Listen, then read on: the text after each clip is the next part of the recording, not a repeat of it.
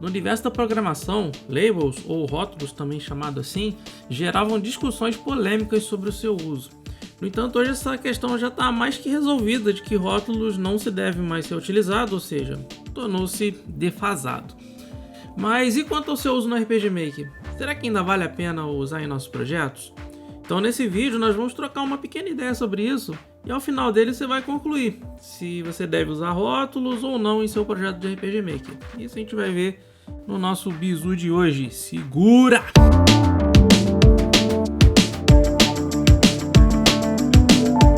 Show de bola, pessoal! Cenourão aqui com vocês e vamos continuar o nosso bizu do Cenourão, nosso episódio 8. Então nós vamos falar sobre labels.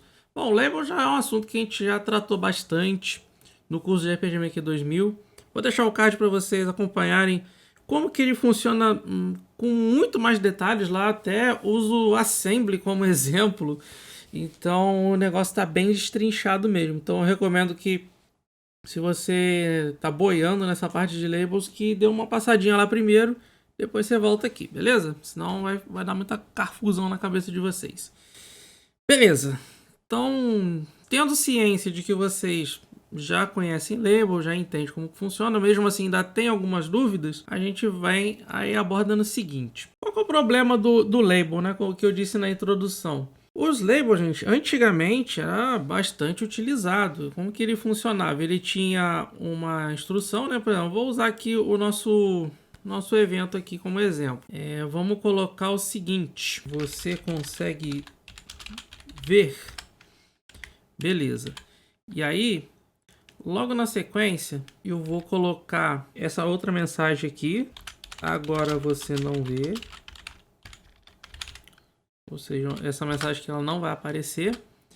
E aí aqui, ó, eu faço uma marcação, certo? Eu marco um label. Aqui no RPG Maker a gente tem um limite aí de, se não me engano, até 90. Não, acho que vai até 999, até 1000. Aí, beleza. Tem bastante label pra gente usar. Então, esse label vai ser uma marcação de um ponto específico, tá? Então, quando eu coloco um label aqui, eu estou marcando essa posição do meu comando de eventos. Se eu precisar voltar, né? Agora eu vou colocar aqui, ó. Vou colocar uma outra mensagem. Você viu? Vou colocar aqui depois do label, certo? Se eu deixar desse jeito aqui, as 3 mensagens serão exibidas. Você consegue ver? Agora você não vê. Marcou a posição aqui, você viu? Então, basicamente o label ele vai funcionar dessa maneira aqui. Ele vai marcar uma posição. E aí, se eu precisar voltar para... Por exemplo, eu quero que esse texto aqui seja exibido outra vez em um outro momento aqui do meu código, tá? Se eu for usar em outro evento, aí esse label não vale mais. Aí vai valer o label de lá, certo? Então aí beleza. Aí vai falar, você viu? Ok. Se eu deixar desse jeito aqui, as 3 mensagens vão funcionar. Veja só. Ó, você consegue ver, agora você não vê, você viu? Show! Agora, se eu colocar aqui, depois do você consegue ver, um salto para o label 1, tá? Os labels eles precisam se conectar, ou seja, se aqui eu marquei o 1 e aqui eu tenho que saltar, se eu quero saltar para cá, eu tenho que definir que eu tenho que pular para o 1. Então, quando eu faço isso aqui, ó, essa segunda mensagem aqui não vai mais aparecer, porque eu fiz um salto, né? Eu pulei essa parte e já joguei direto lá para aquela posição do comando de evento. Veja só, você consegue ver? Você viu? Não vimos. Por quê? Porque a gente fez esse salto aqui. Isso aqui é o básico sobre label, tá? E qual que é a treta que muita gente fala que label não pode ser usada? Bom, com o surgimento da programação estruturada, o label ele pode, dependendo da forma que você utilizar, você pode bagunçar o seu código, né? E isso já é por si só antiestrutural. Vamos imaginar um outro cenário aqui, ó.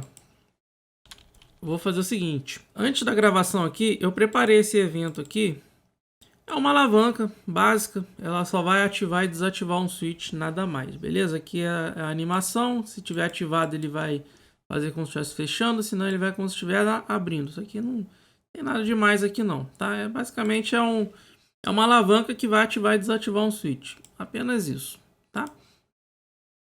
E aí, eu vou usar esse mesmo switch que eu usei ali, vou colocar aqui, ó. Eu vou dizer o seguinte, eu vou testar primeiro. Vou fazer o seguinte, eu vou fazer como seria da forma antiestrutural, beleza?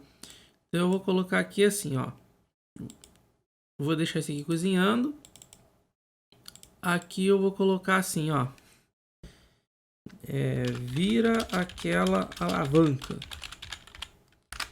Certo. E aí aqui no final, eu coloco assim, ó. Eu vou marcar um label aqui, certo? Vou colocar assim, ó. Já virou? Pronto, só isso. Aí aqui na condição, eu vou testar o seguinte. Se a minha alavanca estiver desativada, eu já vou direto para cá. Eu já quero que já mostre direto essa mensagem aqui. Já virou? Basicamente é isso aqui, tá bom?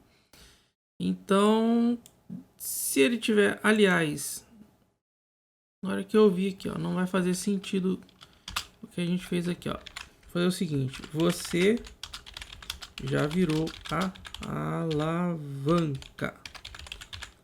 Não vai fazer muito sentido não, mas é só para a gente entender aqui a lógica do negócio. Qual que é a ideia aqui? Se o switch estiver desativado, ele salta para o label 1. Cadê o label 1? O label 1 está aqui. Então, agora a leitura do script aqui ele vai ser daqui para frente, daqui para baixo. Tá bom? Então, ele vai vir daqui e vai escrever o já virou. Se porventura o switch estiver ativado, essa condição não vai acontecer. Então, ele vai perguntar se já virou a alavanca, já virou, ok? Então vamos entender o contexto aqui, ó. Vamos lá, vamos colocar aqui. Ó, já virou? Tá vendo? Ó, tá desativado, então ele pulou aquela parte lá. Se eu ativar aqui, ó, você já virou a alavanca. Já virou? Tá vendo? Então essa aqui é a ideia. Show? Então muito bem. Por que que isso aqui é antiestruturado? O pessoal da programação estruturada, eles defendem da seguinte forma. Por que que em vez de você fazer uma condição que faz um salto de um label que joga para lá, sendo que você já pode colocar isso aqui dentro da condição, só que com a lógica inversa, né? Como assim? Então, isso aqui, para programação estruturada, é considerado um código poluído, ok? É um código poluído. Então, para a gente conseguir melhorar esse código, deixar ele estrutural, a gente não usa o label e a gente inverte a lógica aqui, ó. Se a gente quer testar que está desativado, a gente testa se está ativado. E o que está aqui a gente joga para dentro da condição. Olha como é que ficou bem mais limpo o nosso código. Beleza? E o resultado é o mesmíssimo. Vejam só, vamos lá. Vamos ver que o resultado é o mesmo. Ó, já virou? Virei a alavanca. Você já virou a alavanca? Já virou? Pronto. Então, essa é a defesa do pessoal da programação estruturada do porquê labels devem ser evitados. Nesse caso aqui do RPG Maker, realmente não tem necessidade de fazer daquele jeito. Só que tem que lembrar que nas linguagens de programação a gente consegue colocar vários testes em uma condição, certo? A gente pode colocar tanto o lógico e ou, mas no RPG Maker não. O RPG Maker é uma condição só e olha lá. Então vamos imaginar o seguinte cenário. Eu quero agora, eu vou fazer o seguinte, eu vou fazer um incremento de uma variável. Deixa eu ver se eu consigo. Aqui, eu vou até reutilizar isso aqui, ó. Vou somar com 1. Então toda vez que eu virar a alavanca aqui, não importa se eu abrir ou fechar, essa variável será incrementada uma vez. Tá bom? Só para a gente entender o meme aqui. Então eu vou fazer o seguinte. Eu vou colocar aqui. Eu vou fazer de um outro jeito agora. Eu vou deixar aqui embaixo. Vou colocar assim, ó. Alavanca foi virada. Vou deixar assim por enquanto. A gente entendeu o meme aqui. E aí eu vou fazer o seguinte. Eu vou desativar aqui. Melhor, vou fazer assim. A alavanca não foi virada. Beleza. Então se eu fizer isso aqui, ó. Aí eu vou colocar na condição. Se a alavanca foi virada, eu vou sair do processo aqui. Beleza? Por enquanto eu vou fazer desse jeito aqui. E aí também eu quero testar se o nosso querido aqui, ó, o nosso contador, vamos supor que a gente já virou a alavanca mais de 3 vezes. Ou melhor, 3 vezes ou mais. Tá bom? Se ela foi virada 3 vezes ou mais, eu também pulo fora aqui. Tá bom? Então aqui nesse caso aqui, a gente está testando se o switch está ativado ou foi virado 3 vezes, não exibe essa mensagem aqui. Essa que é a ideia do nosso código aqui, tá bom? Então, vejam só que eu vou colocar aqui, ó. Ó, a alavanca não foi virada, beleza. Virei a alavanca. Não acontece nada, tá vendo? Então, agora eu vou virar de novo. A alavanca não foi virada. Virei aqui, não vai mostrar mensagem. Agora, se eu virar de novo, não vai exibir. Por quê? Porque a alavanca já foi virada mais de 3 vezes. Ok? Então, essa é a ideia aqui. Agora, eu vou inverter isso aqui, ó. Olha só que legal que vai acontecer. Agora, eu quero dizer que a alavanca foi virada. Vou dizer que a alavanca foi virada. Então, eu vou tirar isso aqui. Certo? Vou deixar assim, ó. A alavanca foi virada. Beleza. Está ativado. E aí aqui eu posso deixar o seguinte. Se a alavanca foi virada mais de uma vez. Ó, se ela já foi virada. Se ela está ativada. Ou se eu já girei mais de uma vez. Certo? E aí que depois do teste dessas condições. Eu vou fazer um end event processing. Porque caso essas duas condições não estiverem satisfeitas, eu vou cortar o evento por aqui. Eu vou acabar e daqui para baixo não será executado. E aí aqui embaixo eu vou marcar o meu rótulo. E aí dentro das condições eu faço o salto para esse rótulo. Olha só como é que funcionou agora. Tá vendo? Isso aqui, se a gente for olhar para um certo lado, ainda está um pouquinho anti-estruturado. Mas vai ser um pouco mais fácil de organizar aqui. Ó. Se for pensar, no meu ponto de vista, né, por mais que eu tenha falado que possa parecer bagunçado, no meu ponto de vista não está bagunçado. Mas para algumas pessoas pode ficar. Tá? Por isso que eu disse, às vezes pode estar bagunçado, porque vai de muito ponto de vista de muita gente. Por isso que eu falo, o label é um assunto muito polêmico, porque cada um tem a visão sobre, certo? Cada um tem a sua posição sobre isso. Então, muito bem. Ó, então, como ela não foi virada, não vai acontecer nada. Foi virada, a alavanca foi virada. Mas se eu desativar aqui, o teste do desativado não vai acontecer, mas o teste da quantidade de vezes que foi virada vai acontecer. Olha lá, a alavanca foi virada. Porque realmente ela já foi virada. Eu virei e desvirei, então não deixa de ter sido virada. Ok? Essa que é a nossa ideia aqui. Agora eu vou fazer um outro meme aqui. Vou apagar essa treta toda aqui. E vou dizer o seguinte. Vou colocar aqui, ó. Vou deixar o switch. Vou deixar assim, ó. Vou colocar um else aqui, certo? E aí aqui dentro eu vou colocar a seguinte mensagem. A alavanca está virada. Certo? E aí aqui dentro, ó, eu vou dizer a alavanca não está virada. Desse jeito aqui. Vou botar um ponto aqui também para ficar padronizado. Aí. A alavanca está virada, a alavanca não está virada. E aí aqui dentro, ó. Só que eu quero dizer o seguinte também. Aí aqui, ó, eu vou fazer uma pergunta aqui, ó. Vou deixar Vou botar uma pergunta primeiro, né? Virar a alavanca.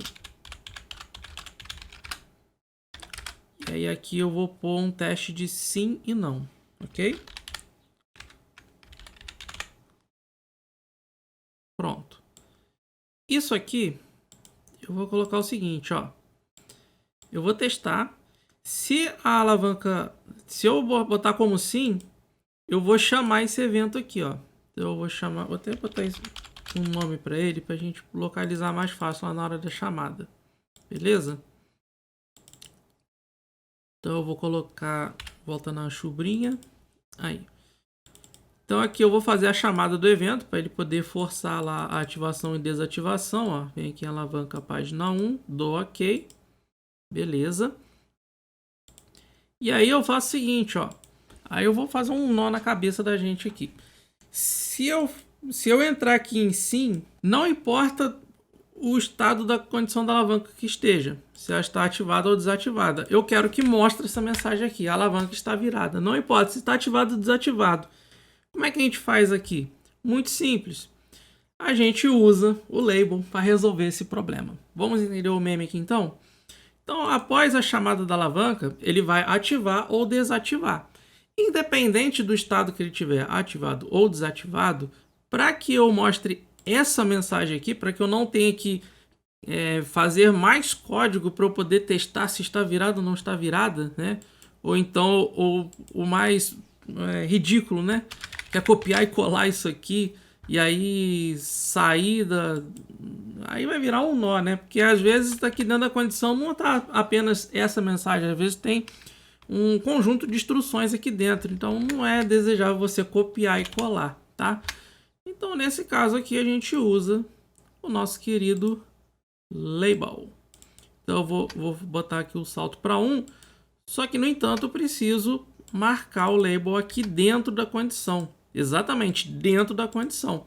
Então independente do que acontecer, o label ele não quer saber o que está acontecendo não.